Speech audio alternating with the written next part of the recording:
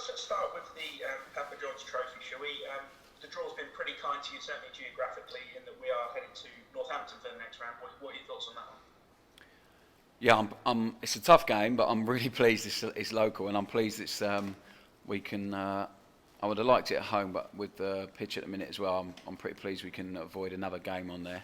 We've got a lot of games in there at the moment, and needs a bit of a rest. So, yeah, it's a tough draw in terms of fixtures. We've already been there, obviously, and not the easiest of pitches to play on there, and against a team who are very organised, very difficult to play against. But it's a really good opportunity for us, and it means we don't have to worry about recovery too much and travel and all that stuff. So it's a big opportunity. You know, we're still in 2 cup competitions, which is great. And I've said all the way along, this is any good player, any football player should never ever take for granted a game of football, whatever competition it's in. So I'm really looking forward to it. Obviously, we've got a lot of league games before then, but when it comes, we'll be looking forward to it and looking to progress and hopefully go a long way in this competition. It's funny how quickly it ramps up, though, isn't it? Because already it's the last 16. Yeah, exactly. Yeah, and it's I think that's why we've treated it, with importance all the way through, really, because it does.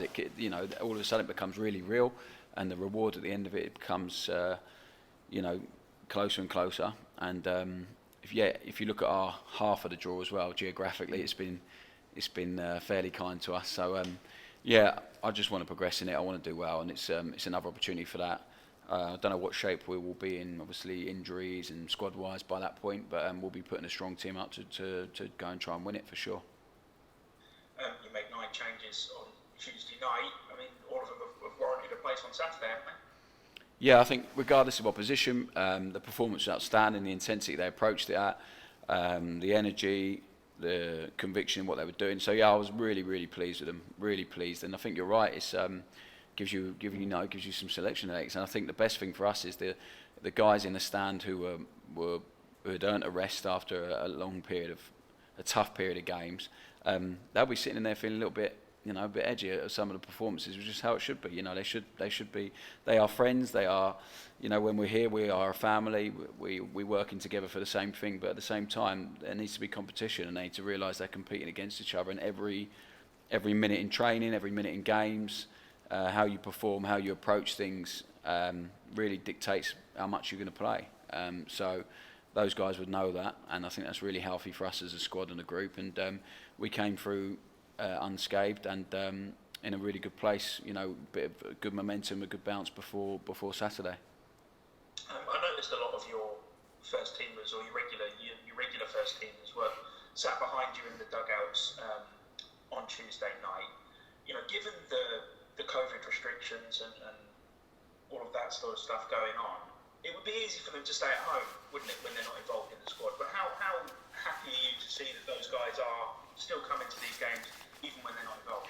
Yeah, obviously it's really important to us. I think the whole group is what we're trying to build in terms of culture. And, a lot of the ones that got rested were the more experienced ones, and they had a huge amount of value to the players, and they really want to be in and around it in the dressing room, giving little bits of advice, trying to help the young players as much as they possibly can. And also, they have a lot of input, give us a lot of feedback on, and they understand what we're trying to do and have real clarity in it. And it's good for us as well. It's as great it is, as good as it is for the young players to have those guys around. It's good for us as a coaching staff to have those people to make sure they're seeing the same things we are, or maybe they have got a different opinion on it. So, I spoke about it before, that collective culture, and we need it. And you're right, a few of them got the option of a day off to chill out and be with their family and have a bit of more rest. And they all turned it down, which is good. So, they wanted to be here, they wanted to be part of it. They'd done some gym in the afternoon and done a bit of physical work, and then they were here part of the game. So, really pleased. And I think it's just a sign of what the players, how much they're invested in it, and how much they enjoy what they're doing and enjoy the process. So, I'm really, really pleased with that. And it's a sign of how far we've come, I think, in terms of that on the culture side of things. Do you think that will help carry momentum into the weekend as well, given that, you're likely to make an awful lot of changes back to your more recognised team, but that bounce from Tuesday night will carry on? Yeah, definitely. It's given everyone loads of confidence, real positivity. I think that the biggest thing some of the guys took from it is we've replicated performances like that in the league. We've had as many chances as that. I think it was probably just the most amount of touches in the opposition box, etc., and shots. But we have been very close to those stats in a game, and then for it to finally click in front of goal, as I said, regardless of opposition. As I said on Tuesday, we had a lot of players who qualified to play in their team, 6 or 7. So, regardless of any of that, it was nice to see, some of the moves being finished off, defending really, really well and limiting them to absolutely nothing apart from a shot that was offside. So, all of that, they know that there's been games where they've had opportunities to be like that, and we haven't quite taken it. So, I think it gives everyone a huge amount of belief and positivity looking forward to tomorrow's game. And as I said, it's to score 6 goals in any competition against any team is fantastic, and of course it gives everyone a lot of positivity for tomorrow. I think it's fair to say you probably should have had 6 goals at Burton last season, and I think that was probably the first time as well that we saw your MK Dons team dominate a side quite as much as you have done recently, but ultimately come out on the wrong side. Yeah, I mean the reason we came out on the wrong side is because they had Scott Fraser and Liam Boyce last year, so those two made a real difference. But I think it's one of the reasons we ended up with Scott this year is because you could feel it playing on opposition side. You're right, it was the first game where we had real complete dominance in a game. I think they had one shot and they scored it. It was a frustrating evening, or really frustrating. I got booked, I think. Yeah, it was that frustrating. So I was trying to get the ball back on the pitch. Yeah. So it was very frustrating. It was a very good performance. I think we've evolved and improved a lot since then. And they've, watching them, they're really organised. They work extremely hard for their manager. They're really well drilled. You can see that. So they're a different team as well to last year, same as we are. So it's going to be an interesting game. I'm really looking forward to it. And they've got a guy who knows the club, who's obviously been a player there for a long time, taken over. He's making his own mark and putting his own stamp on it. And there's a lot of really good things in that. But as always, it's about us. It's about how we approach the game on our pitch, at our home, in front of fans again, which will be brilliant. So 2,000 of them tomorrow. Really looking forward to that. Will add its own. Add another dimension for us, hopefully. So it's going to be a really interesting. It'll be different to last season's game for sure. But I hope we can have that same sort of control and dominance, and add that next bit, which is obviously scoring goals and making sure we pick up results. What's the difference between playing sides that are further up the table compared to sides that are in the relegation zone and scrapping at the moment? I think I feel like when we against the top teams in the league, if you like, I feel the game becomes a little bit more open because they back themselves to score against you or to create chances and try and impose their own game on us. And against the others, it's been a little bit more cagey. They set up behind the ball, make it a bit harder to break down, maybe play a bit deeper and try and counter. But every it's a bit of a generalisation, really, that. But every game's been different, but they have tended to pan out that way. So tomorrow's going to be different again to the recent challenges we've had.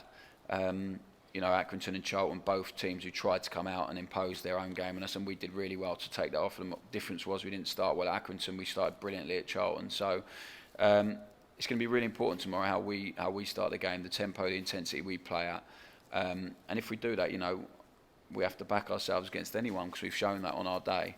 But we also have to expect that teams, opposition, and everyone comes with a different game plan, a different approach, a different mentality. And Burton's is, I'm pretty sure, will be different mentality to Accrington and Charlton because of the league position and the results. And that's just nature, that's human nature. That's how things go.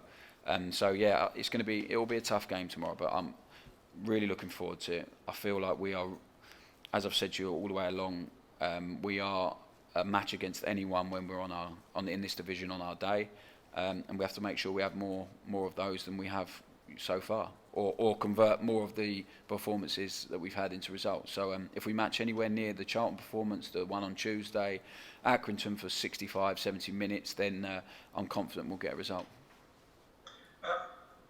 The state of the pitch, you mentioned it earlier. What's happened with that? Why has it been chewed up quite as much as it has been? I don't know. I think it's a result of not much work on it during COVID, etc. People got furloughed. finance of the club, everything had to get looked at. We couldn't renovate it in the way that it usually gets renovated after the end of the season. So I think it's just paying for that. I think we've had a fair few games on it. The women's team played quite a bit on it earlier on, and then with the youth cup as well, they've had a couple of games on it. So yeah, I can't quite put my finger on it. I know the guys will work hard to try and make it right. But yeah, it's not helpful for us at the moment the way we play. But it's never going to be used as an excuse. But I think it's pretty evident and obvious. It's possibly not very helpful to the team who has the most possession out of anyone. So yeah, we're going to, the chairman's having a look at things with Andy now to see how we can try and help it and help improve it as much as we possibly can in the short space of time. We've got a lot of games on it at the moment. We play Saturday, Tuesday, and then the Youth Cup is played on Wednesday here. After that, we have a break of about 10 days, I think, till we use the pitch again. So it's going to be a really important period for us to try and get it right. But in the meantime, we have to protect it as much as we can, and the guys will work hard in between games to try and get it right. It's looking better already. They've been working on it. You can see that it's looking better already than it did on Tuesday. The weather certainly didn't help. But yeah, it's a frustration of ours, and obviously everyone's here because we went over, and it is a pitch that has been very, very good over a number of years. So that's the frustrating part. But everyone's going to work hard to try and make sure it's as good as we possibly can make it. And just finally, on the injury front, Jordan had his operation. I understand. How did that go? Yeah, good, really good. No nasty surprises. So he's in today. So he's focusing on his rehab now. Houts is a brilliant professional, really good professional. So he'll do everything he can to come back in as quick a time frame as possible. And he's a loss for us. David's been outstanding recently, but there's a role when they can both be on the pitch. Obviously, we have a lot of games, so you would have needed them both at some time, but it gives someone else an opportunity. So we're all gutted for Geordie. I said that when it happened, but we also know that he'll be doing everything he possibly can. And he's also in brilliant hands, with the sports science and medical department we have. He's really top drawer. So they'll make sure he gets back as safely and as quickly as possible. And when we get him back, the beauty of this department is they get people back bigger, better and stronger than before. So that's how it usually goes, and hopefully that will follow the same trend. Is Joe Mason getting on okay? Yeah, he's training. So yeah, it's good to have Joe back in the group, and hopefully you'll see him back in the squad very, very soon. He's training with us now, which is really good, and he'll be back very soon. Awesome, thanks Russ. Cheers, Tobe. Thanks, mate.